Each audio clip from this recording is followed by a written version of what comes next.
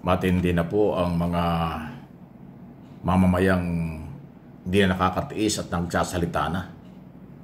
Hindi lang sibilyan, hindi lang mga profesor, pati ho itong mga dating profesor sa UP ay nagsasalita na.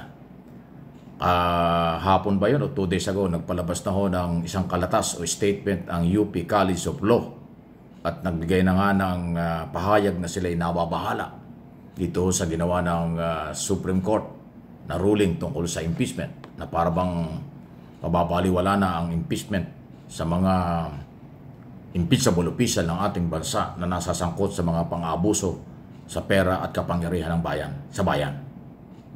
Okay? At ngayon, meron pa hong isang dating professor ng UP. Babae pa ito. Nagsalita na ho. Dahil nga dito naman sa ginawa ni Escudero. Na alam niyo si Escudero, graduate yan ng UP. Diyan po nag-aral ng law sa UP. Pero mismo mga taga-UP, hindi na kontento sa nangyayari. Pakinggan po ninyo itong report na ito. Nagsalita mismo yung professor sa kanyang nakikitang maling-maling interpretation at kaduda-dudang mga galaw at sa pahayag ng Senate President Escudero na galing din sa UP. Sa harap ng higit 1,200 na mga nagsipagtapos, dinatotsadahan ni UP Professor Emeritus Maria Serena Diokno sa kanyang talumpati sa ika-116 na commencement exercise ng University of the Philippines, Manila, si Senate President Cheese Escudero. May kinalaman ito sa pamumuno ni Escudero sa impeachment court at ang mga naging desisyon niya noong isinampa sa Senado ang Articles of Impeachment, partikular ang interpretasyon sa katagang forthwith.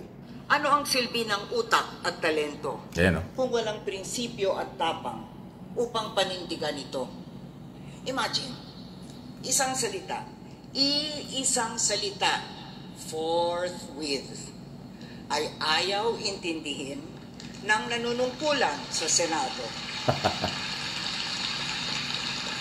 Hindi graduate lang. At binigyan pa ito ng bagong kahulugan.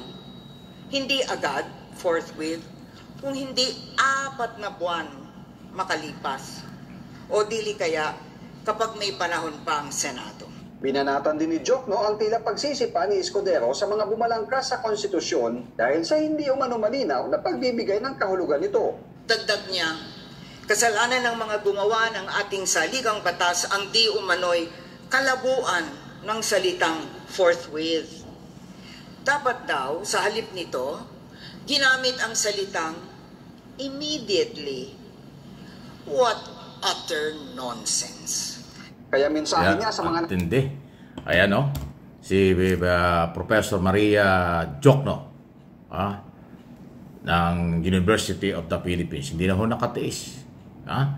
Meron pa nga siyang mensahe doon sa mga nagsipagtapos na mga bata na scholar ng bayan. Ano kaya meron pang pahabol siya rito eh. Nagsipagtapos na scholar ng bayan, dapat isabuhay ang standard ng UP na gabay o tanglaw, hindi lang sa sariling buhay, kundi sa lahat ng aspekto. Ito ang karangalan, kahusayan at paglilingkod o honor, excellence, and service na kailangang magkaakibat palagi ang tatlo. Ayan totoo yun. Grabe Ayan nagpapatunay lang yun sa mga reaksyon ng taong bayan. At nakakatuwa dahil yung mga taong siguro yung nananahimik sa mga nakaraang panahon, pero nakikita nila yung kanyang karapatan, nag-oobserba sila at dito sa nangyayari at nagsasalita ng ganyan. Kasi itong si Professor Maria Diokno, hindi natin gaanong napapansin ito ng mga nakaraan. Pero ngayon napilitan na magsalita sa harap ng nagsipagtapos na mga estudyante sa UP. Forthwith, kaagad-agad. Dapat ito pinalitan ng immediately. Napapailing na lang siya.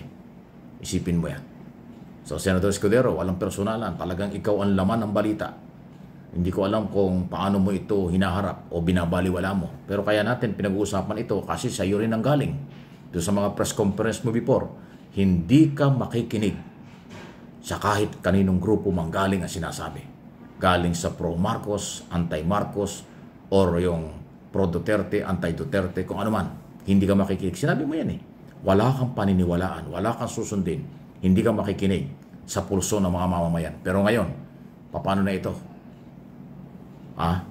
Itong mga nagsasalita ng mga abogado, professor, mga retired justice, associate justice, hindi yan pro Duterte, hindi yan pro Marcos. Sila mga independent organization o individual. Hindi mo pa rin ba paniniwalaan? Kasi until now, hindi nababago ang saligang batas. Meron kayong constitutional duty, senador, para magkaroon ng impeachment trial.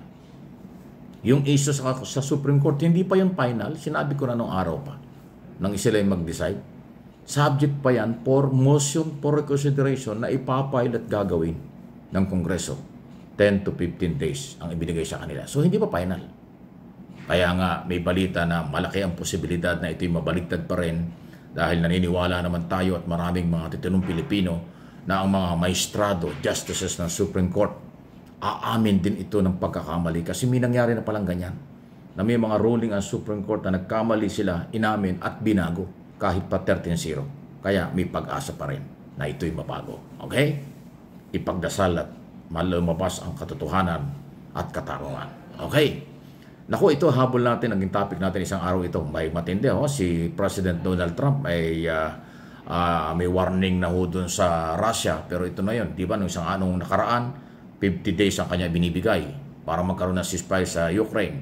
Tapos, nung isang araw binalita natin, 10 to 12 days na lang kanya binibigay para sumunod si Putin ng Russia. At kung hindi, eto na ngayon.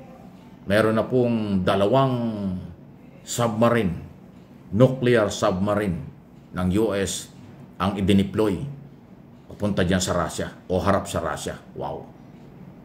At yan ho'y naging international news, hindi ho fake news yan. Ibang klase si Trump.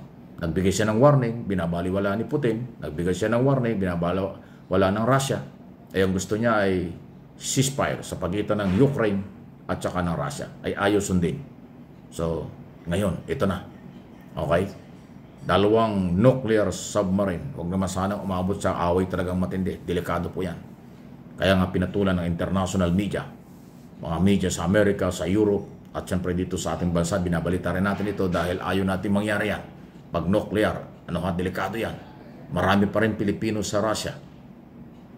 At may masamang epekto ito sa mundo na ating ginagalawan. Pagka nuclear to nuclear, meron din sariling nuclear ang Russia. Kung ganyan na nag-deploy na, 2 submarine nila ang dineploy na. Utos ni President Donald Trump, hindi mababali yung gagawin talaga yan ang kailang mga sundalo. Dahil utos yan.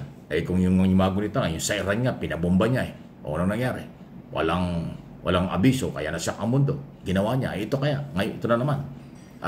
Kasi nagmamatigas po ang mga opisalis ng Russia na hindi sila susunod sa kagustuhan ng Amerika na magkaroon ng ceasefire sa pagitan nga ng Ukraine at manatili na kanilang ginegera, inaaway ang Ukraine na kailang katabilang na bansa. Naku, abangan natin itong mga nangyayaring ito. Ang dami ng mga development na kailangan natin iparating sa inyo ang mga totoong balita.